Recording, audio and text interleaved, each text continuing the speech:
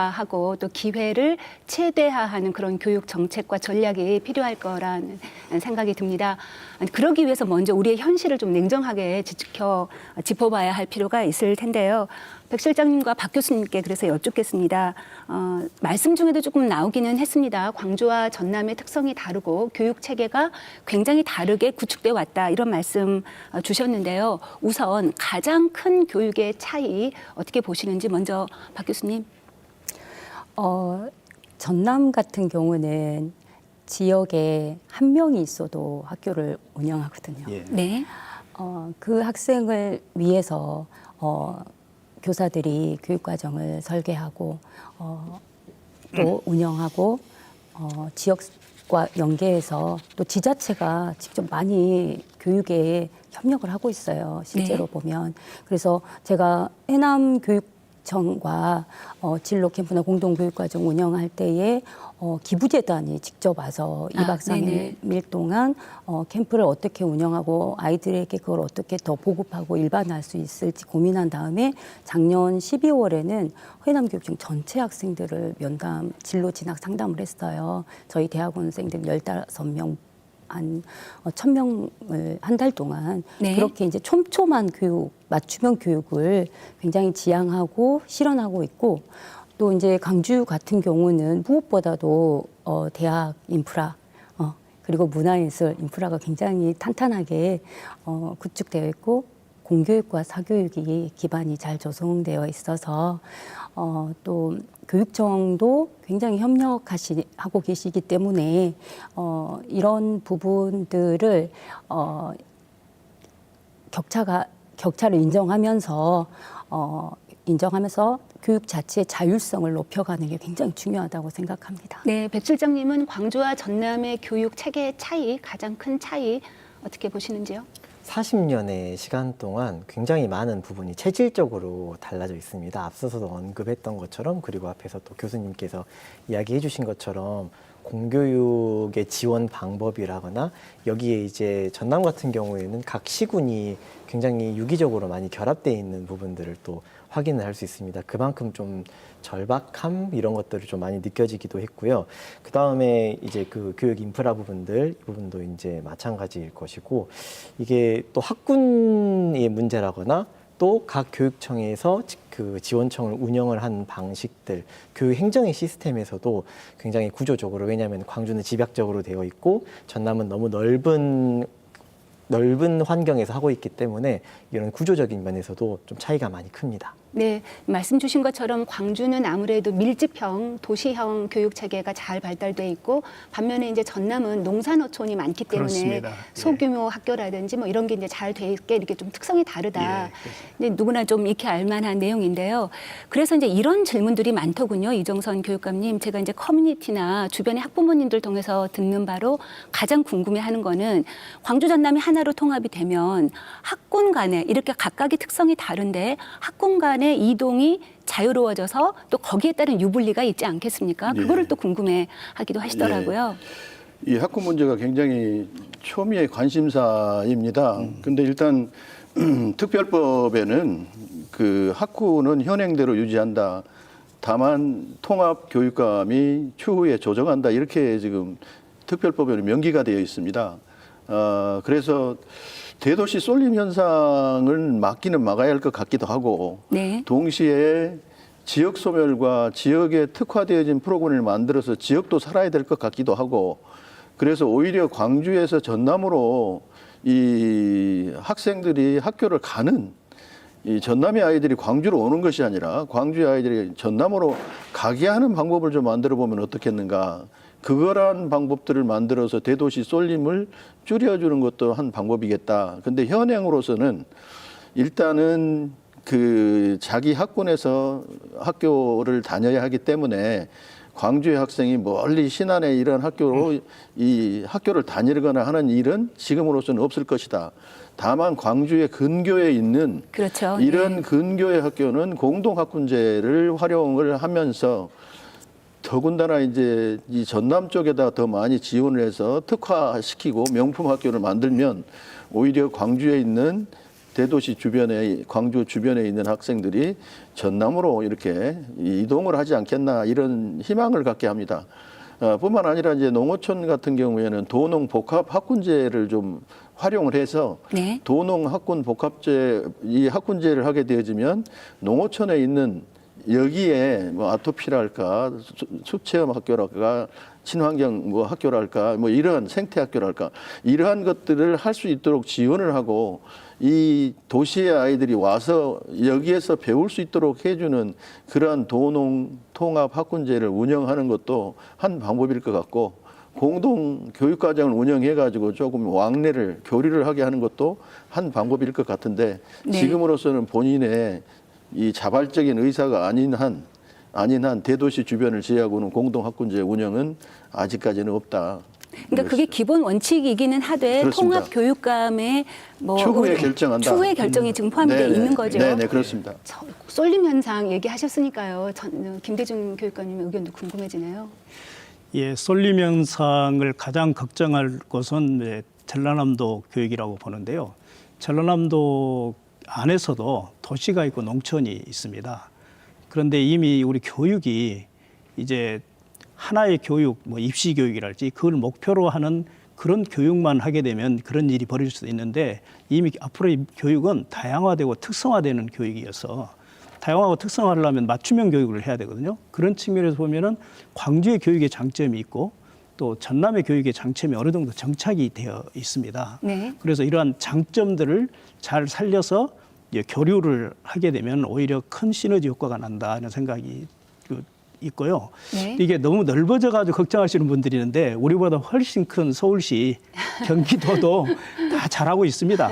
다만 이것을 서로의 장점을 나눈다고 하게 되면 성공을 하는 거고 자칫 그냥 있는 것을 또 뺏기지 않을까 걱정하게 되면 하게 되는데 이번 통합시 특별시 출범이랄지 통합 특별 교육의 출범은 기존의 장점 그리고 기존의 단점들을 더 투자할 수 있도록 정부의 지원이 있기 때문에 그걸 잘 활용하게 되면 지금보다 훨씬 더 교육의 발전을 가져올 수 있다. 저희들은 생각을 하고 있습니다. 이 쏠림 현상과 관련돼서 그 현장에 많은 분들 보실 텐데요. 박 교수님, 뭐 혹시 우려나 그럼에도 불구하고 우려가 있지는 않나요?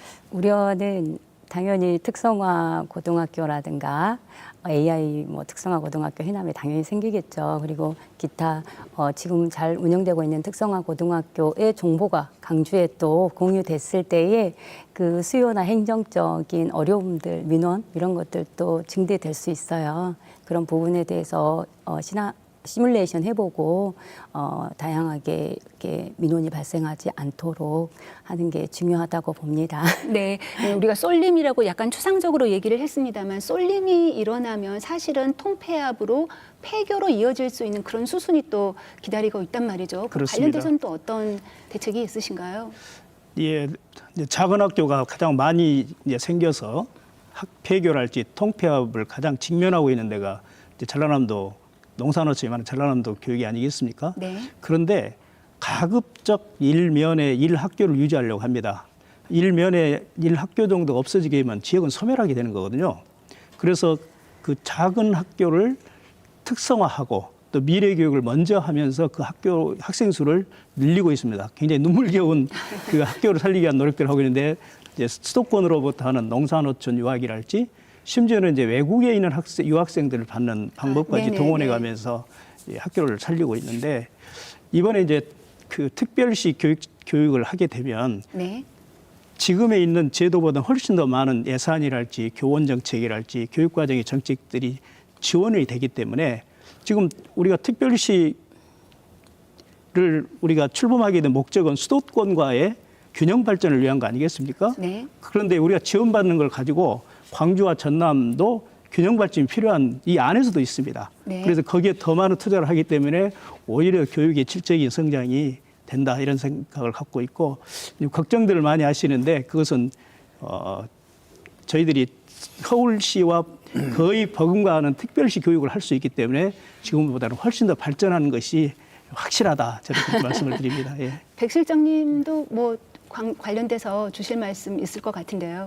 저는 이 쏠림에 대한 논리가 어디에서부터 본질적으로 출발되었는지에 대해서 좀 고민을 좀 많이 해봤습니다. 네. 실은 이 쏠림이 되는 이유 중에 하나가 결국에는 입시 만능주의 그렇죠. 그리고 네. 이제 무한 경쟁교육 현실 속에서 애초에 우리가 왜 이 광주 전남 행정통합이라는 과정을 거치게 되었는가 여기에 좀 주목을 해보면은 이 쏠림 현상 자체를 극복해낼 수 있는 중요한 기회라고 또 봅니다. 이 지역을 떠나지 않더라도 이 지역의 아이들이 살아남을 수 있는 생태계를 만들자는 그런 맥락에서 나온 거잖아요.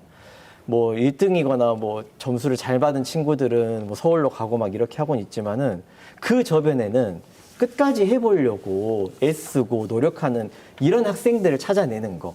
네. 이런 것들이 지금 우리에게는 필요하지 않을까. 그래야 이런 쏠림 현상에 대한 고민 자체도 근본적으로 없어지지 않을까 이런 생각이 듭니다. 백 실장님, 제가 이제 전교조 활동을 하시니까 두 가지가 궁금한데요. 하나는 그럼에도 불구하고 그런 이제 가치적인 측면에도 불구하고 폐교나 쏠림 현상에 대한 현장 교사들의 우려는 없는지 이렇게 좀 궁금하고요. 이제 또 하나는 승진과 인사이동 문제도 교육 공무원 입장에서 굉장히 궁금해하는 문제잖아요. 관련돼서는 어떤지 현장 분위기 조금 전달해 주신다면요. 아무래도 지금 교육 통합에 대한 이야기가 이루어지는 시기가 학교가 좀 운영이 안 되는 또 이런 시기이다 보니까 그냥 그 매스컴에 나오는 정보만을 가지고 걱정들에 대한 이야기들이 더 많은 것 같아요. 학기 중이 아니어서. 네, 그런 네네. 부분들이 아무래도 조금 더 크고요. 그렇기 때문에 지금 나와 있는 이야기들로 그렇기 때문에 저는 여기에 대한 우려와 좀 더 구체적인 이야기들은 이제 3월에 학기가 또 시작이 되고 또 이 과정들이 있을 거 아닙니까? 뭐 네. TF팀도 출범을 한다 그러고 이런 과정들 속에서 현장 선생님들과 함께 이야기를 더 많이 나누면서 이런 의견 수렴의 과정이 필요하지 않을까. 그래야 좀 더 어떤 문제가 많이 있는지는 이야기할 수 있을 것 네, 같습니다. 미리 두 분 교육감님, 뭐 승진이나 인사이동 굉장히 초미의 관심사 중에 하나잖아요. 미리 좀 말씀을 주신다면요. 일단은 저희 특별법과 관련해서 인사의 불안정성은 특별법에 이렇게 담겨 있습니다. 현행 그 근무지를 그 원칙으로 한다. 그렇기 때문에 퇴직할 때까지 광주의 선생님들은 광주에서, 전남의 선생님들은 전남에서 이게 특별법에 담겨져 있는 내용입니다. 네. 인사이동이 없다.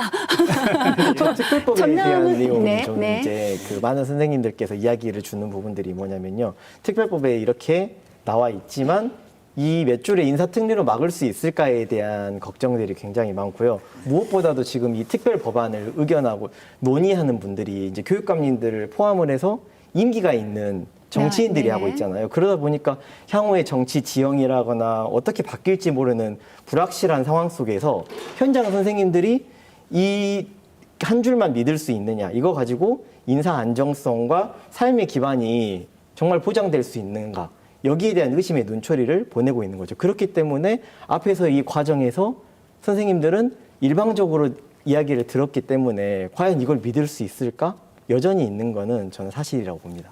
교육감님. 예, 그 부분에 대해서 조금 이번에 이제 통합을 해가는 과정에 좀 억울한 평가를 받는 게 전남 교육입니다. 마치 광주 선생님들이 전남으로 섬으로 어디 벽지로 가면 어쩔까 이런 걱정들을 한다고 해서 이 기회에 또 말씀을 드리면 우리 백 실장님께서 아주 중요한 말씀을 했는데 이 법치행정입니다. 법률로 제정되면 그 법을 맞춰서 행정을 해야 되는데 그럼에도 불구하고 인사 문제가 너무 절박하고 삶의 문제이기 때문에 이걸 훼손해서는 안 되는 일이잖아요.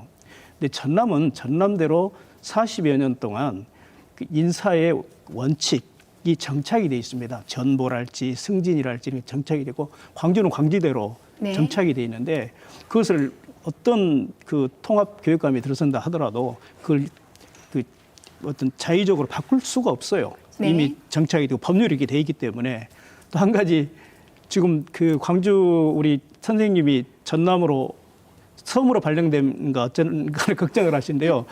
전남에 섬을 가려면요 쉽지 않습니다. 전남은 섬을 가려고 줄을 서 있습니다, 선생님들이. 왜냐하면 네. 승진 점수가 있거든요. 그래서 네네. 완전히 인사제도 다릅니다. 그래서 그런 걱정을 하지 않으셔도 되고 다만 이제 앞으로 미래 교육이랄지 변화된 교육을 위해서 교원 양성의 문제랄지 또 선생님들에 대한 자발적인 교류를 통해서는 지금보다는 더 나은 인사정책이 나와야 되겠죠. 네. 또 그것은 뭐 이제 통합교육청이 들어서서 또 조례랄지 이런 걸로 뭐 할 수 있는 부분들이기 때문에 얼마든지 좋은 방향으로 발전시킬 수 있다 이렇게 생각을 합니다. 제가 그럼 이거 한 가지만 더 확인할까요? 지금 최종 통합 교육 그 특별법에 어떻게 실렸는지는 제가 확인을 못했습니다만 보도에 따르면 시교육감과 도교육감의 입장차가 조금 존재한다고 들었습니다. 인사이동과 관련돼서 광주 입장에서는 인사이동 현재의 인사 근무지를 그대로 한다는 원칙에 조금 더 강조점을 두시고 도는 승진이나 다른 기회가 있으면 뭐 이동할 수 있다 이런 약간의 온도차가 느껴진다는 그런 보도를 본 적이 있는데요. 그거는 법률은 객관적이고 중립적이기 때문에 그 네. 법률에 따라서 이 모든 것들이 시행되어지는 것이지 그것을 주관적으로 해석하는 온도 차이가 틀리다고 해서 그 법률이 달라지지는 않습니다. 특별법에 나와 있는 그대로 시행할 뿐이다. 그런 점에 있어서 저는 김대중 교육감님도 그 특별법을 뭐 다르게 해석할 일은 만무하다 이렇게 생각합니다. 아니 인사이동에 관련돼서는 조례를 통해서 정할 수 있다 이런 내용이 있지 않습니까? 아니죠. 변화가 있을 변화가 법의 테두리 안에서 네. 법의 테두리 안에서 이제 교육 뭐 교사들의 네. 또는 교직원들의 동의를 전제로 한 네. 그런 교류는 가능하지만 네. 그 원하지 않는 인사는 할 수 없다 그 말씀을 드리는 겁니다. 네, 제가 그 정교조의 교사님들의